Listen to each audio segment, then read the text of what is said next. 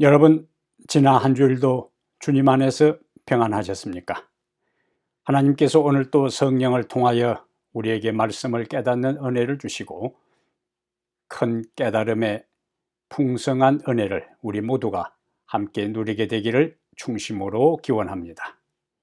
오늘 우리가 함께 살펴볼 하나님의 말씀은 히브리서 11장 27절의 말씀입니다. 히브리서 11장 27절의 말씀을 잠깐 보겠습니다. 믿음으로 애굽을 떠나 왕의 노함을 무서워하지 아니하고 곧 보이지 아니하는 자를 보는 것 같이 하여 참았으며. 아멘. 27절의 말씀을 함께 보았습니다. 오늘은 히브리서 11장 27절을 본문으로 해서 숨어 계시는 하나님을 바라보는 믿음, 숨어 계시는 하나님을 바라보는 믿음, 이런 제목으로 하나님 말씀을 함께 나누려고 합니다. 세계제 2차 대전 때 독일의 한 지하실에 갇혀있던 전쟁 포로가 그 건물 벽에 이런 글귀를 남겼다는 것이 전해지고 있습니다. 태양이 구름에 가려 햇빛을 볼 수 없을 때에도 나는 여전히 태양이 있음을 믿는다. 비록 하나님이 침묵하고 계실지라도 나는 하나님께서 여전히 살아계셔서 나를 사랑하시고 나를 보호하시고 돌보심을 믿는다. 그렇습니다. 구름이 해를 가렸다고 해서 해가 없는 것이 아니잖아요. 달이 산 너머 있다고 달이 없는 것이 아닙니다. 내 눈에 보이지 않을 때도 해와 달은 있고 캄캄한 밤에도 해는 분명히 존재하는 것입니다. 마찬가지로 내가 볼 수 없고 느끼지 못해도 하나님은 여전히 살아계시며 우리와 함께 계십니다. 오늘 본문의 모세도 출애굽할 때에 27절에 보니까 보이지 아니하는 하나님을 보는 것 같이 하여 참았다고 했습니다. 그렇다면 모세는 도대체 어떤 믿음을 가졌기에 보이지 않는 하나님을 보는 것 같이 하여 참으며 이스라엘을 애굽에서 구원하여 가나안 땅 변경까지 인도할 수 있었을까요? 오늘 27절이 말하는 모세의 믿음을 몇 가지 살펴보겠습니다. 오늘 본문에서 나오는 첫 번째 모세의 믿음은 애굽을 떠나는 믿음입니다. 왜냐하면 오늘 27절에 보니까 믿음으로 애굽을 떠나, 그냥 떠난 것이 아니고 믿음으로 애굽을 떠났다고 했어요. 그래서 첫 번째 모세의 믿음은 애굽을 떠나는 믿음입니다. 사실 모세와 이스라엘 백성들이 애굽을 떠나는 것은 쉽지 않았습니다. 모세와 아론이 바로에게 가서 하나님의 백성들을 보내라고 요구하자 바로가 이렇게 반응합니다. 기다렸다는 듯이 그래, 나가서 자유로운 땅으로 가라, 그동안 수고했다, 이렇게 하는 대신에 출애굽기 5장 2절은 여호와가 누구이기에 내가 그의 목소리를 듣고 이스라엘을 보내겠느냐? 나는 여호와를 알지 못하니 이스라엘을 보내지 아니하리라. 그러면서 집도 주지 않고 벽돌을 평소 숫자대로 다 만들도록 오히려 더 혹독하게 그들에게 일을 시키는 장면을 우리는 성경에서 봅니다. 이제 하나님께서 드디어 애굽 왕을 깨우치고 살아계신 하나님의 능력을 이스라엘 백성과 바로와 애굽의 온 신민들에게 증거하고 드러내기 위하여 재앙이 이제 내리기 시작하는데, 연속하여 재앙이 하나하나 내리자 바로가 조금 굴복합니다. 그것이 출애굽기 8장 25절이요. 뭐라고 이야기하는가? 너희는 가서 이 땅에서 너희 하나님께 희생을 드려라. 원래 모세가 요구한 것은 3일 광야에 가서 하나님께 희생 제사를 드린다고 요구했는데, 바로는 가기는 가는데 이 땅에서 하기는 하는데 하나님께 제사를 드리는데 이 땅에서 희생을 드리라. 다시 출애굽기 8장 28절에서는 너희가 너희의 하나님 여호와께 광야에서 제사를 드릴 것이나, 조금 이제 풀어줬어요. 그전에는 이 땅에서 드리라다가 이제는 광야에서 제사를 드릴 것이나, 그 다음 표현이 재밌습니다. 너무 멀리는 가지 말라. 이 땅에서 너무 멀리 가지 말라는 거예요. 제사를 드리되 이 땅에서 너무 멀리 가지 말고 드리다가 언제든지 바로가 군사들을 동원해서 다시 그들을 돌이킬 수 있는 그 영역 안에 머무르라는 이야기입니다. 자신의 권세와 영향력에서 벗어나지 말고 그 안에서 여호와를 섬기라는 요구요. 이러한 것은 바로의 이야기만 아니라 바로로 이스라엘 백성들에게 드러난 사탄도 동일한 능력으로 오늘을 살아가는 하나님의 백성들, 그리스도인들의 발목을 잡습니다. 신앙을 하되 너무 멀리 가지 말라 하는 것은 너무 신앙에 빠지지 말라는 거예요. 적당하게 신앙생활을 하라는 이야기입니다. 세상 사람들과 너무 구별되지 말고 너무 유별나게 신앙생활도 하지 말고 적당하게 타협하며 믿으라는 것이 너무 멀리 가지 말라는 바로의 말을 통해서 사탄의 의도가 드러난 겁니다. 근데 죄는, 유혹은 단호하게 단절하고 적당하게 하면 또다시 유혹에 발목이 잡히고 넘어지게 돼 있어요. 그래서 신앙은 결단입니다. 엘리야 당시의 이스라엘 백성들은 여호와와 바알 사이에 머뭇거리고 있었어요. 결단을 내리지 못했어요.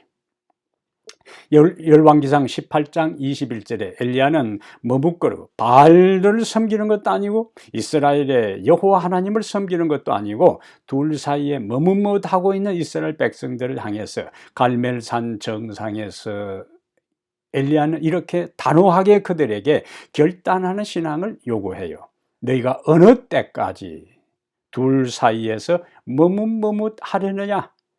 만일 여호와가 하나님이면 그를 따르고 바알이 만일 하나님이면 그를 따를지니라. 뭘 요구합니까? 결단을 요구하는 거예요. 주님은 적당하게, 성경에 나오는 주님의 모습은 적당하게 타협하는 신앙을 가장 싫어하십니다. 그래서 계시록 3장 15절과 16절에 라우디게에 보내는 편지에서 주님은 이렇게 말씀하세요. 우리의 신앙 상태가 내가 네 행위를 안다고요. 우리의 삶의 모습을 예수님은 정확하게 꿰뚫어 보시고 차지도 아니하고 뜨겁지도 아니하다고 진단을 해요. 그러면서 차든지 뜨겁든지 하라 권고하시고, 그렇지 않으면, 차든지 뜨겁든지 결단하지 않으면 내가 너를 토하여 버리리라고 경고하고 있어요. 우리가 지난번 요한계시록을 공부할 때에 봤던 것처럼 라우디가 교회는 역사의 마지막에 등장하는 하나님의 백성들을 상징합니다. 그 교회의 특징이 이것도 아니고 저것도 아니고 하나님의 백성으로서의 결단하고 살아가는 것도 아니고 세상에 한 다리 걸치고 하늘에 한 다리 걸치고 살아가는 모습들이, 그것은 바로 바로가 너무 멀리 가지 말라는 그것처럼 사단이 우리에게 온전히 하나님께 우리의 삶과 인생을 전적으로 맡기지 못하고 발목을 잡고 있는데 우리가 머뭇거리는 모습을 보는 겁니다. 그러나 하나님은 결단하기를 원해요. 다시 재앙이 계속되자 바로가 다시 이야기합니다. 출애굽기 10장 10절에 내가 너희와 너희의 어린아이들을 보내면 여호와가 너희와 함께 하는 것과 마찬가지다. 어린아이들은 안 보내겠다는 거예요. 자, 양과 소 가되, 너희 어른들은 가되 어린아이들은 두고 가라. 뭘 의미합니까? 어린아이들이 있으면 나간 장년들, 아버지 어머니들은 다시 애굽으로 돌아와야 되잖아요. 영적으로 어떤 의미일까요? 신앙생활을 하는데 부모들이 자녀에게 너무 강요하지 말라는 거예요.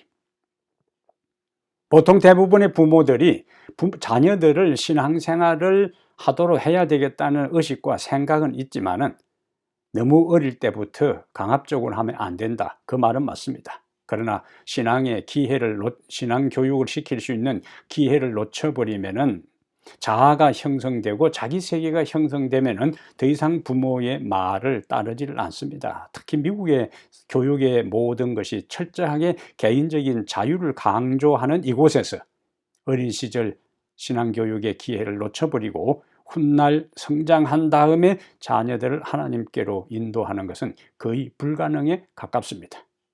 사단이 동일한 논리로 부모가 자신이 믿는 신앙을 아이들에게 너무 강요하거나 강압하지 말고 자기들이 알아서 할 때까지 기다리라 하는 이야기들이 어린 아이들을 이스라엘 백성들이 데리고 가지 말라고 했던 사단의 이야기 속에 포함되어 있는 유혹거리가 되는 거예요. 근데 이 바로는 다시 출애굽기 10장 24절에 너희는 가서 여호와를 섬기되, 여호와 섬기는 거 오케이 허락한다. 그러나 또 재밌게 표현을 합니다. 너희의 양과 소는 머물러 두고, 그 다음에 이제 허락해요. 어린아이들은 너희와 함께 가라. 출애굽기 10장 24절의 핵심은 광야에 가서 어른들 가고 아이들 데리고 가고, 그런데 양과 소는 머물러 두고 가라. 양과 소는 가지고 가지 말라는 거예요. 양과 소는 고대 세계에 있어서 재물의 총칭이잖아요. 그것은 사단이 오늘날 하나님을 믿는 것은 좋은데 자신이 가지고 있는 물질이나 재능이나 시간을 너무 헌신하지 말라는 사단의 논리와 동일한 것입니다. 교회 생활하되 적당하게 하라는 거예요. 너무 물질을 바치지 말고, 너무 시간도, 너무 에너지도 바치지 말고 적당하게 하라는 것이 사단의 동일한 유혹거림을 알 수가 있어요. 오늘 첫 번째 우리에게 주는 메시지가 믿음으로 애굽을 떠나는 것이라고 했는데, 애굽을 떠나는 믿음, 모세는 이렇게 집요한 바로의 방해를 물리치고 이스라엘 백성들을 이끌고 믿음으로 애굽을 떠납니다. 믿음이 아니었으면 바로의 그 모든 것을 극복할 수도 없어요. 믿음이 아니었으면 그들이 200~300만 되는 이스라엘 백성들이 광야라는 척박한 그곳으로 떠나는 것은 불가능한 일이었습니다. 왜냐하면 광야는 오랫동안 그곳에서 인간이 생존하는 것은 불가능한 환경이기 때문에 그래요.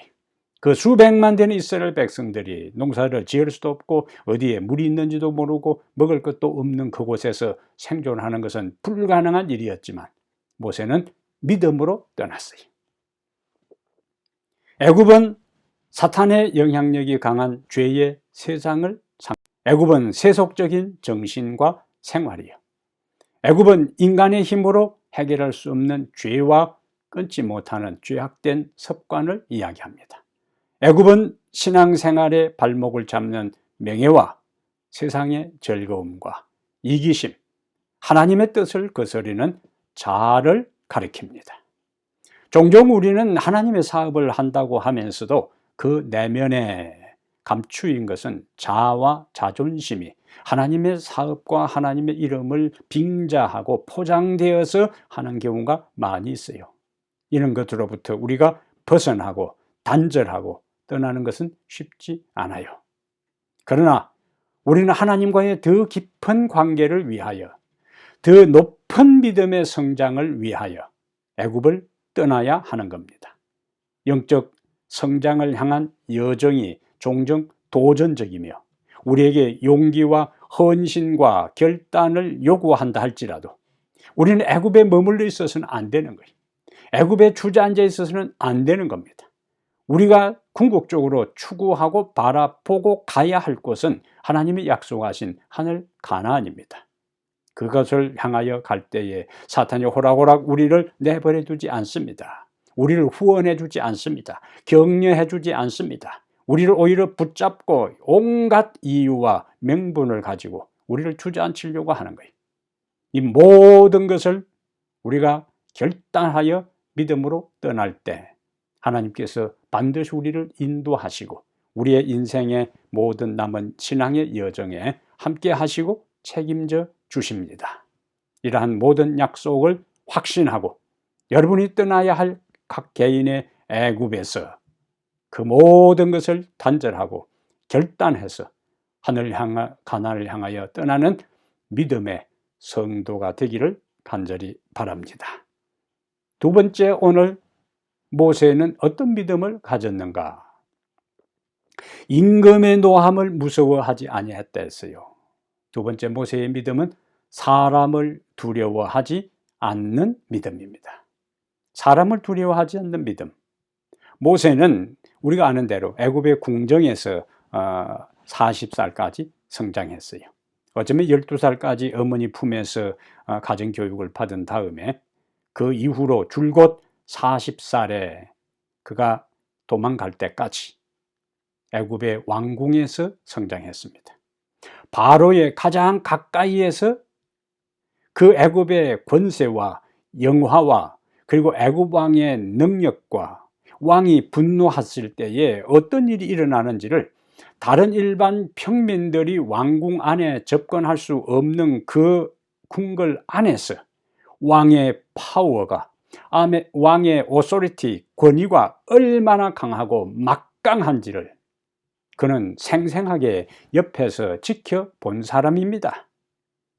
왕의 눈에 거슬리고 왕의 심기를 해쳤을 때에 어떻게 되는지를 모세는 왕궁 안에서 생생하게 옆에서 지켜보았어요. 그런데 오늘 본문은 왕의 노함을 무서워하지 않았다고요. 임금의 노함을 무서워하지 않았다. 그냥 안정적이고 정상적인 심리 상태에 있는, 정서 상태에 있는 왕을 두려워하지 않는 것이 아니라 분노한 왕을 무서워하지 않았다고요. 그 느낌이 달라요. 평소에 왕도 일반 사람들은 고개도 들고 제대로 보지도 못하는 왕인데 분노한 왕도 모세는 두려워하지 않았어요. 근데 원래 모세가 처음부터 바로 왕의 분노를 두려워하지 않을 정도로 용기 있고 패기 있고 당당한 젊은이였는가? 우리는 그렇지 않음을 보게 돼요. 출애굽기 2장 14절과 15절에 보면은 동족을 괴롭히는 애굽 사람을 그가 쳐 죽이잖아요. 그리고 그것이 탄로가 납니다. 그 이후의 성경의 표현은 모세가 바로를 두려워하여 그렇게 표현되어 있어요. 모세는 바로를 두려워했어요. 왜? 가까이 지켜볼 때에 왕이 분노하고 왕이 기분이 얻잖게 될 때에 어떻게 된다는 것을 너무나 잘 알고 있기 때문에 모세는 재빨리 바로의 낯을 피하여 두려워하여 미디안으로 도망을 갑니다. 이것이 모세가 첫 번째 애굽을 떠난 사건이에요. 그런데 오늘 본문에서는 왕의 노함을 무서워하지 않고 애굽을 떠났다고 했어요. 11장 8절에는 출애굽기 11장 8절에는 모세가 오히려 생살 여탈권을 쥐고 있는 바로 앞에서 출애굽기 11장 8절에는 오히려 크게 분노하여 자리를 박차고 나오는 모세의 모습이 나와 있어요.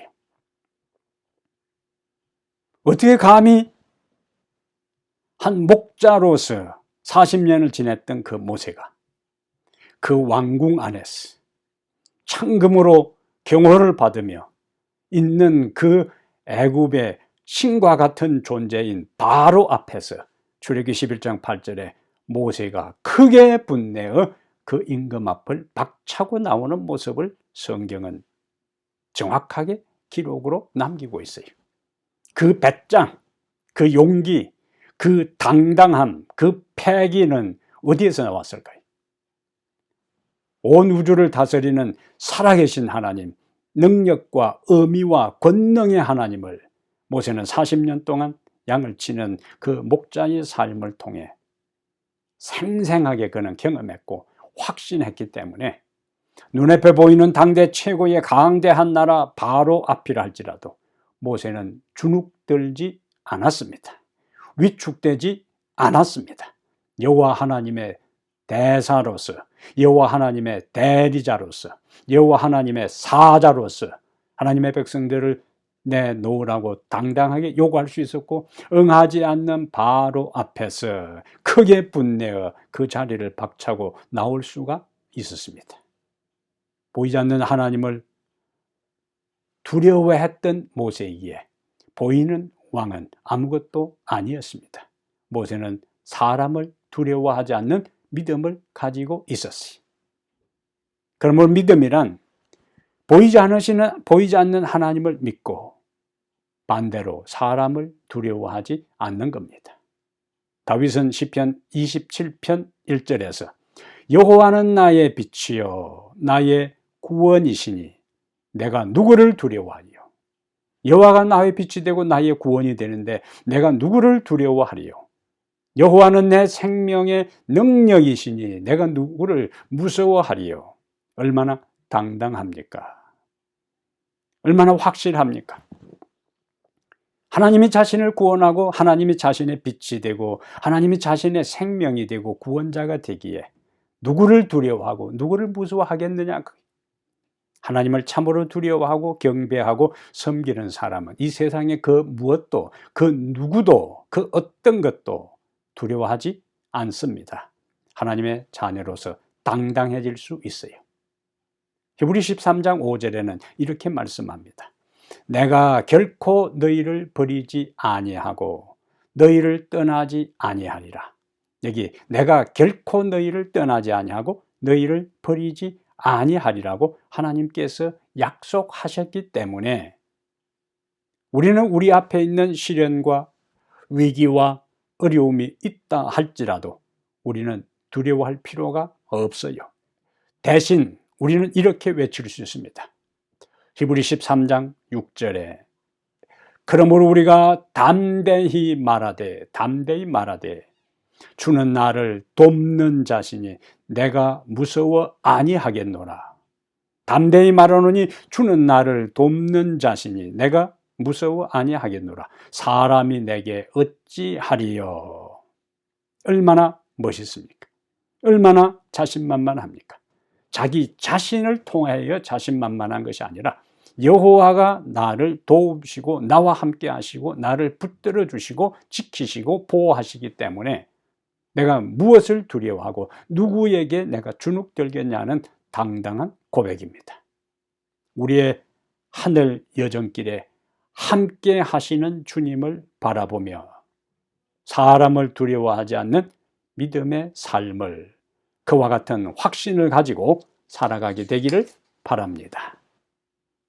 세 번째, 오늘 본문의 모세의 믿음은 하나님의 임재를 확신하고 인내하는 믿음이에요.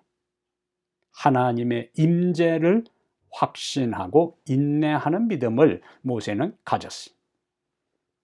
참된 믿음은 어떤 고난과 어려움이 있더라도 참고 견디는 것입니다. 모세는 광야 40년 동안 수많은 장애물을 만나고 어려움을 경험했어요. 그렇지만 그는 보이지 않는 하나님의 임재하심을 믿고 모든 어려움을 인내하며 감당할 수 있었습니다. 보이지 않는 하나님을 신뢰하는 믿음은 역경과 시련에 직면할 때에 그것을 참고 극복할 수 있는 원동력이 됩니다. 하지만 실제적인 우리의 신앙생활에 있어서 우리의 삶의 고난과 어려움을 만나고 맞닥뜨리게 되면 흔들리는 게 우리의 인생의 일반적인 모습이요. 잘 감당하고 견디다가 그 시련이 심하고 그 역경이 지속될 때에 우리의 믿음이 송두리째 흔들릴 때가 자주 있습니다. 그것은 여러분과 제가 지금까지 인생을 살아오면서 많이 경험한 일이에요. 욥도 마찬가지입니다. 우리가 이해한 대로 욥의 생애에 갑작스러운 풍랑이 시련이 몰아쳤을 때에 욥은 고난 중이었어. 자신의 자녀들이 다 죽고 자신의 몸에는 불치병이 걸리고 친구들이 와서 자신을 회개하라고 윽박지르는 그때에 욥이 이렇게 탄식합니다.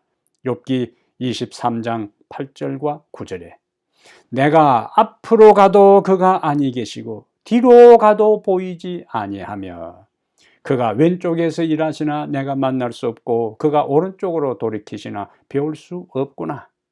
앞뒤를 다 둘러보아도 사방팔방 하나님이 계시나 둘러보았고 그 하나님을 목놓아 불러보아도 하나님이 아무런 말씀을 하지 않으실 때 욥이 탄식한 거예요.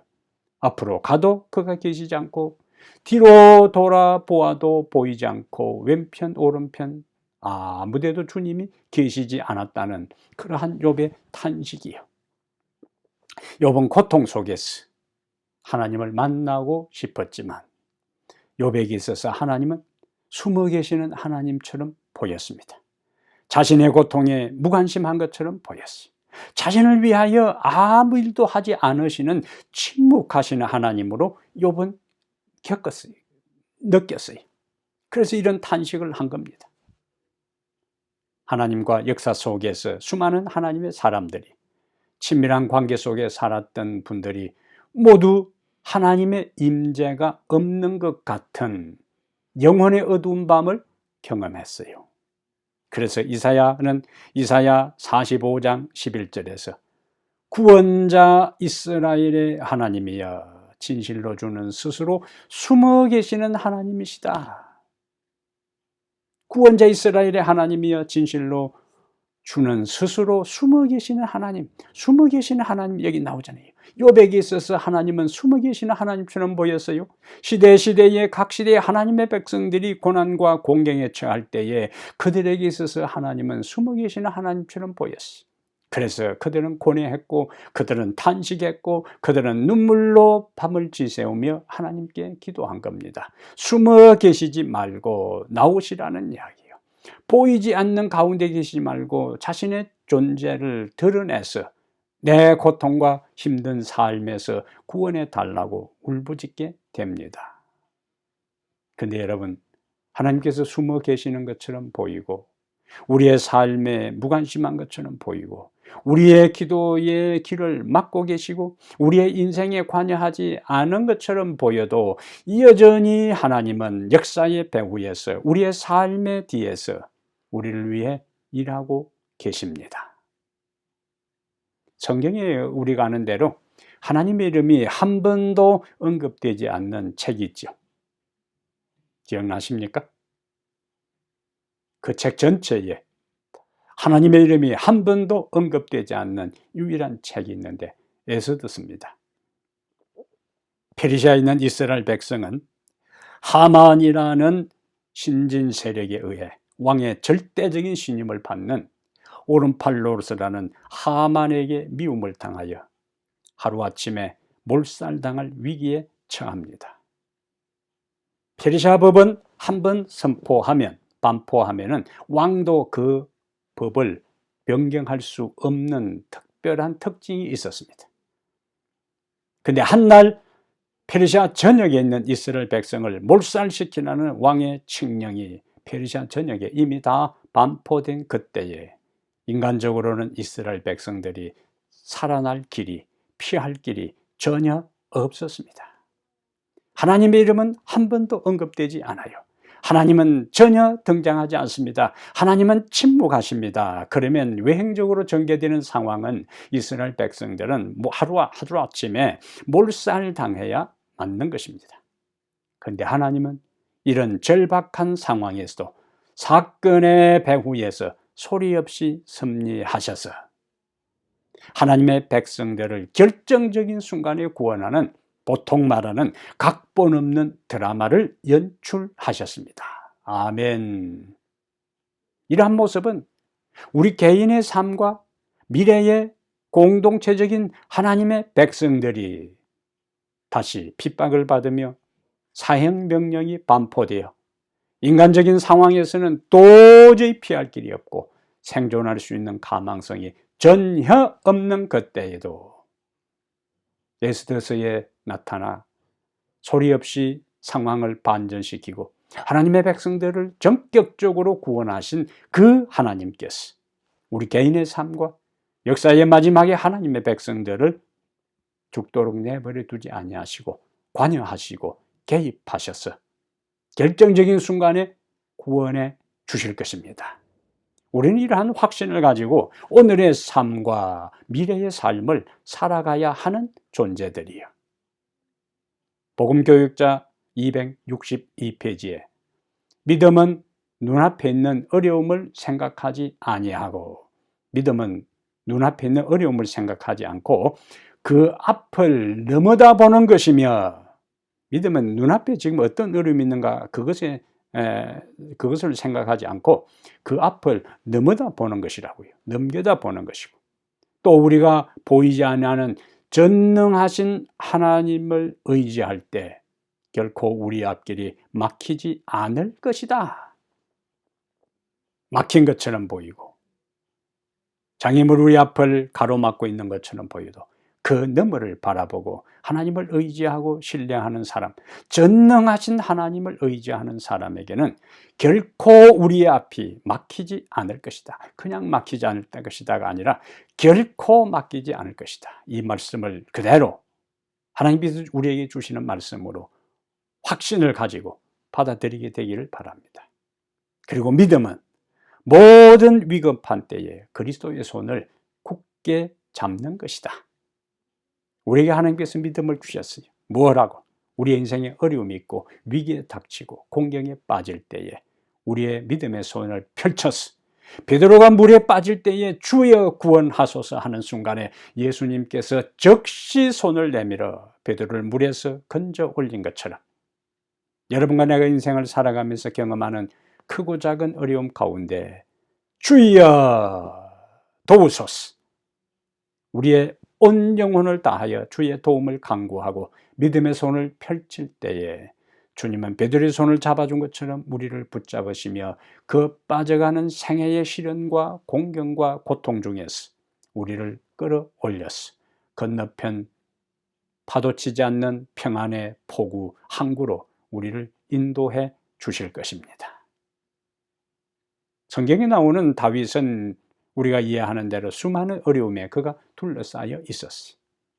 그런데 수많은 어려움에 둘러싸여 있으면서도 그는 이렇게 노래합니다. 시편 16편 8절에 내가 여호와를 항상 내 앞에 모시며, 여호와를 항상 자신 앞에 모셨다고요. 그가 내 오른쪽에 계심으로 내가 흔들리지 아니하리로다. 그는 여호와를 그 앞에 모셨어요. 그리고 하나님이 항상 그의 곁에 계셨기 때문에 흔들리지 않는다고요. 인생을 살아갈 때에 수없이 많은 어려움들이 우리 앞을 가로막고 있을 수도 있습니다. 수많은 어려움이 우리의 발목을 잡을 수도 있습니다. 하나님이 약속하신 하늘 가나안을 향하여 나갈 때에 죄악의 세력이 우리의 발목을 잡고 물질적인 유혹이, 인간관계의 모든 것들이 우리가 벗어나지 못하도록, 떠나지 못하도록, 단절하지 못하도록 우리를 붙잡을 수도 있습니다. 그러나 우리가 믿음으로 떠날 때에 하나님은 우리의 모든 남은 삶을 인도해 주십니다. 살아가는 날 동안 이런저런 주변의 환경이, 때로는 사람들이 우리를 두렵게 할 수가 있지만 우리는 하나님 외에 그 어느 누구도, 어떤 존재도, 그 무엇도 두려워할 필요가 없습니다. 내가 하나님을 의지하였은즉 두려워 아니하리니 사람이 내게 어찌하리요. 마지막을 살아가는 우리들의 앞에 세상적인 권세와 법과 권력이 우리가 신앙생활을 제대로 하지 못하도록 막을 수도 있지만 내가 하나님을 의지하였은즉 두려워 아니하리니 사람이 내게 어찌하리요라는 이와 같은 확신을 가지고 당당하게 살아가야 합니다. 왜냐하면 그분이 우리 앞에 계시고 우리 오른편에 계셔서 우리를 붙잡아 주셔서 흔들리지 않게 하실 것이기 때문입니다. 그러므로 우리의 인생길에 하나님이 숨어 계시는 것처럼 보일지라도 언제나 그분의 임재를 확신하고 인내하며 모든 고난을 극복하고 마침내 하나님이 약속하신 하늘 가나안에 이를 때까지 믿음의 여정을 포기하지 말고 끝까지 인내로 우리의 신앙을 계속하다가 마침내 하나님의 나라에 다 들어가게 되는 믿음의 성도들이 되기를 간절히 바랍니다. 하나님 우리 아버지시여, 때로는 우리가 인생을 살아가면서 하나님이 가끔씩 숨어 계시는 것처럼 느낄 때가 있습니다. 기도해도 하나님이 침묵 속에 계시고 응답은 오지 않고, 내가 경험하고 있는 삶의 문제는 점점 더 문제는 나를 압도할 것처럼, 짓누를 것처럼 점점 커지는 그 와중에도 여전히 하나님은 살아계시며 여전히 하나님은 나의 구원자가 되시고 나를 붙드신다는 확신 속에 인생을 살아가게 해 주시옵소서. 감당하기 벅찬 어려움 중에서도 인내하게 하시고 여호와를 내 앞에 모시고 모든 세상 사람들과 그 무엇도 두려워하지 말고 가슴을 활짝 펴고 하나님의 자녀답게 인생을 용기 100배 살아가게 해 주시옵소서. 우리 주 예수님 이름으로 기도합니다. 아멘.